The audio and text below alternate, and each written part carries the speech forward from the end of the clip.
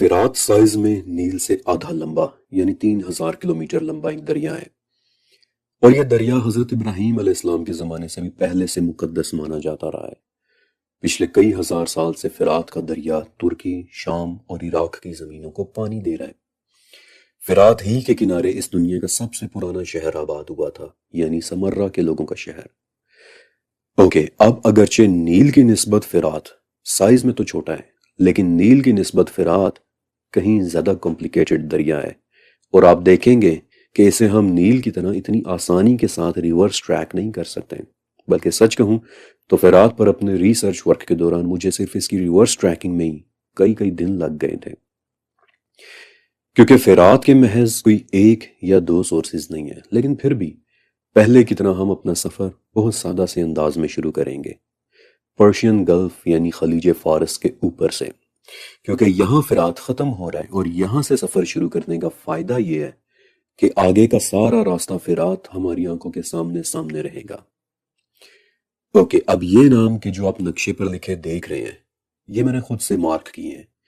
Google پر آپ کو اس طرح کی نیمنگ کنونشن نہیں ملے گی، یہ میرے اپنے بنائے ہوئے کسٹم میپس ہیں جنہیں میں نے آپ کی آسانی کے لیے بنایا ہے۔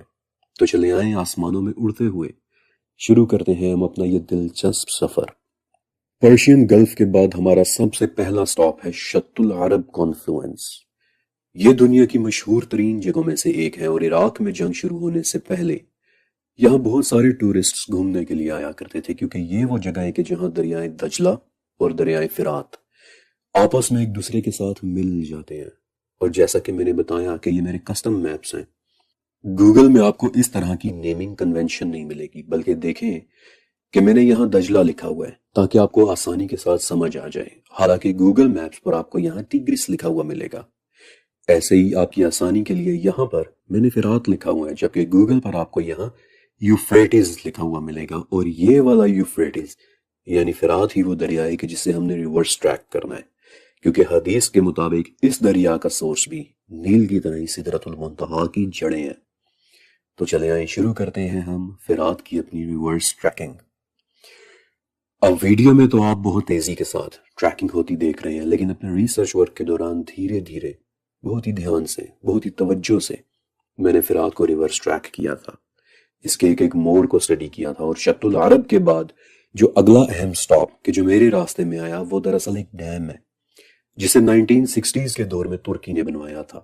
اب یہاں تک اس سفر کا سب سے آسان حصہ تھا، لیکن یہاں سے آگے چیزیں بہت زیادہ کمپلیکیٹڈ ہونا شروع ہو جاتی ہیں۔ اس ڈیم کا نام کیبان ڈیم ہے، اور اب مسئلہ یہ ہے کہ اس میں کئی جگہوں سے پانی آ کر اکٹھا ہو رہا ہے۔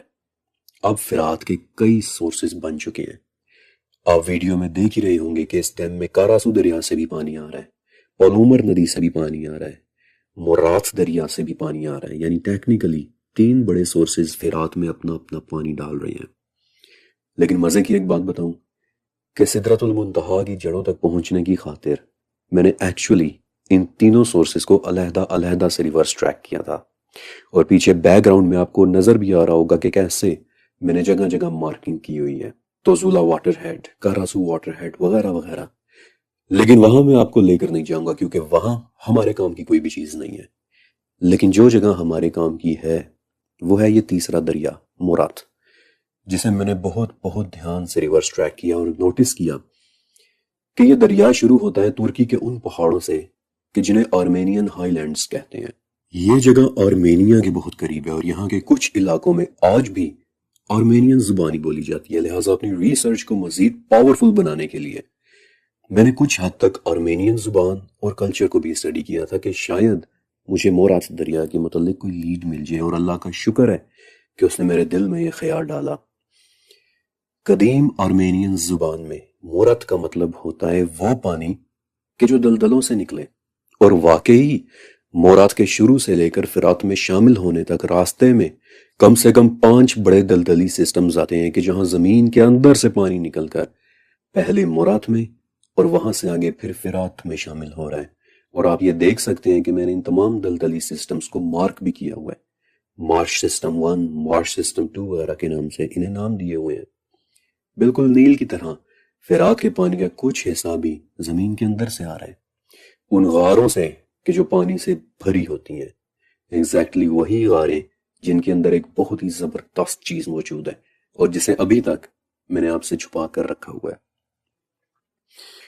لیکن آپ ایک بڑی ہی مزے کی چیز دیکھنا چاہتے ہیں. ویسے تو وہ چیز ہمارے آج کے اس ٹاپک سے ریلیٹڈ نہیں ہے، لیکن آپ کو پتا ہے کہ اس وقت ہم کہاں کھڑے ہوئے ہیں؟ مورات دریا کے اس حصے میں کہ جہاں زمین کے نیچے سے پانی نکل نکل کر فرات میں جا رہا ہے، رائٹ؟ لیکن آپ کو ایک بہت ہی مزے کی بات بتاؤں. ذرا پہلے مجھے اپنا یہ میپ سیٹ کر لینے دیں، پھر میں آپ کو ایک بہت ہی زبردست چیز دکھاتا ہوں. اوکے، اس وقت میپ پر دیکھیں آپ کو کیا نظر آ رہا ہے. مورات دریا کا سورس یعنی کہ وہ جگہ جہاں سے مورات شروع ہوتا ہے، اور پھر راستے میں آنے والے 5 مارش سسٹمز یعنی کہ دلدلیں. لیکن غور سے دیکھیں، آپ کو پتا ہے کہ آپ کہاں کھڑے ہیں؟ آپ کو پیچھے ایک پہاڑ نظر آ رہا ہے کہ جس کی چوٹی برف سے ڈھکی ہوئی ہے. آپ کو پتا ہے کہ وہ کون سا پہاڑ ہے؟ یہاں سے صرف 80 کلومیٹر دور وہ پہاڑ مشہور ماؤنٹ جودی ہے کہ جہاں سورہ ہود کے مطابق حضرت نوح علیہ السلام کی کشتی رکی تھی. یہی وہ جگہ ہے کہ جس کے متعلق مشہور ہے کہ یہیں پر زمین نے وہ سارا پانی اپنے اندر کھینچ لیا تھا کہ جس نے پوری دنیا کو 40 دن تک سیلاب میں ڈبوئے رکھا تھا. وہ طوفان کہ جس میں حضرت نوح علیہ السلام کی کشتی جانوروں اور انسانوں کو لے کر پانی کی پہاڑوں جتنی بڑی بڑی لہروں میں یہاں سے وہاں اور وہاں سے یہاں ہچکولے کھاتی رہی تھی اور بالآخر سورہ ہود کے مطابق جودی پہاڑ پر ٹھہر گئی تھی. اور یہی ہے وہ جودی پہاڑ کہ جو اس وقت آپ کو بیک گراؤنڈ میں صرف 80 کلومیٹر دور نظر آ رہا ہے.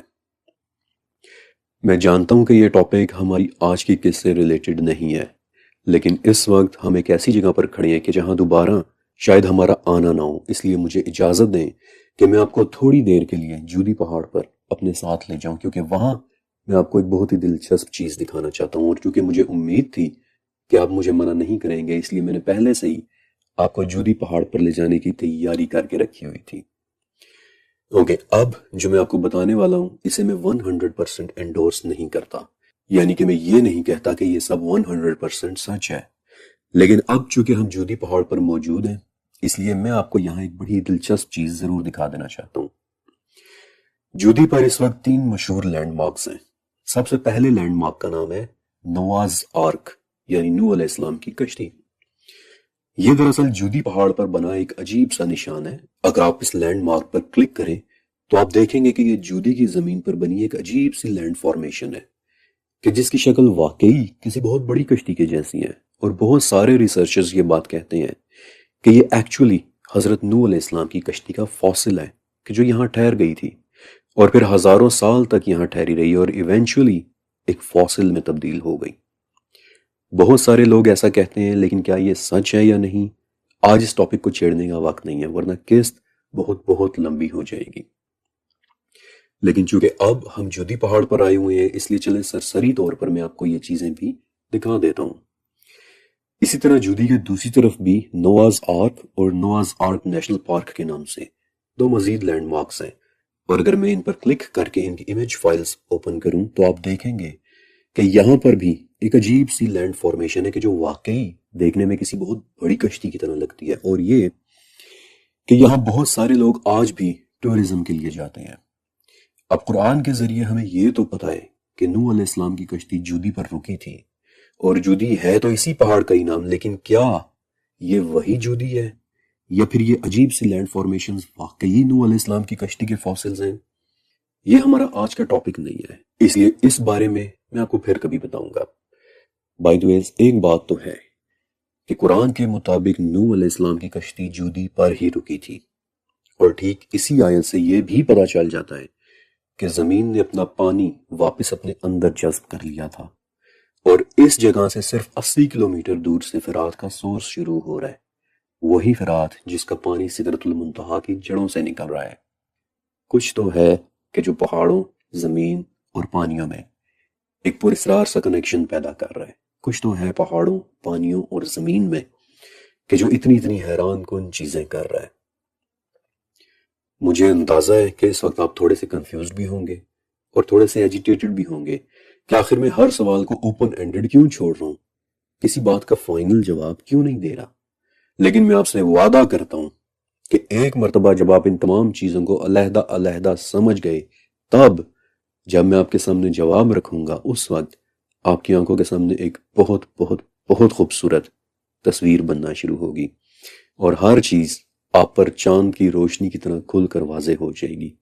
اور اس کے لیے ضروری ہے کہ دلدلوں، پانیوں اور زمین کے بعد ایک مرتبہ میں آپ کو پہاڑوں کی کہانی بھی سنا دوں، کیونکہ اس کے بعد پھر آپ کے لیے سب کچھ سمجھنا بہت آسان ہو جائے گا۔ میرا وعدہ ہے کہ انشاءاللہ ہم دلدلوں کے نیچے بھی دوبارہ جائیں گے۔ میں آپ کو وہ غاریں بھی دکھاؤں گا کہ جہاں سے اس وقت میں آپ کو واپس لے آیا تھا، لیکن اس سے پہلے میں چاہتا ہوں کہ ایک مرتبہ آپ پہاڑوں کی کہانی بھی سن لیں، کیونکہ یہ سب کچھ آگے چل کر ایک دوسرے سے کنیکٹ ہو جانا ہے۔